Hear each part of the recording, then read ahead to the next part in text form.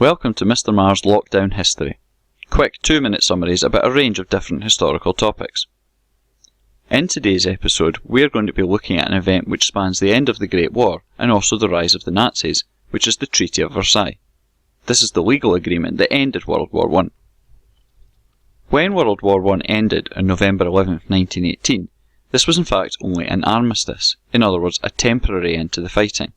There was still a need to strike a legal agreement that would actually set out the conditions and punishments that Germany and other countries who'd lost the war would face. From January 1919, the winning countries began to meet in Paris, and they began to discuss and negotiate what they believed should happen to Germany as a result of their defeat in the war. This eventually reported on June the 28th, 1919.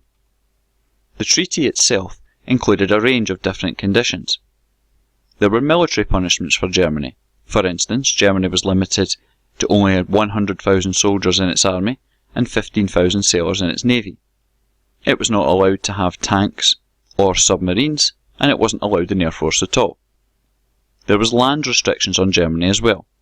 It had to give up land such as the Sudetenland, which went to Czechoslovakia, and parts of what was known as the Polish Corridor, which went to Poland. It also lost Alsace-Lorraine to France, and even the Rhineland which Germany kept was to be demilitarised. There was a range of other punishments as well. For instance, Germany had to take official blame for the war starting, and linked to this, it had to pay reparations, which were the costs of war, to all the winning countries. Unsurprisingly, German reaction against the treaty was furious. There was quite simply no support for it, although there were certain people who believed Germany would be forced to go along with it.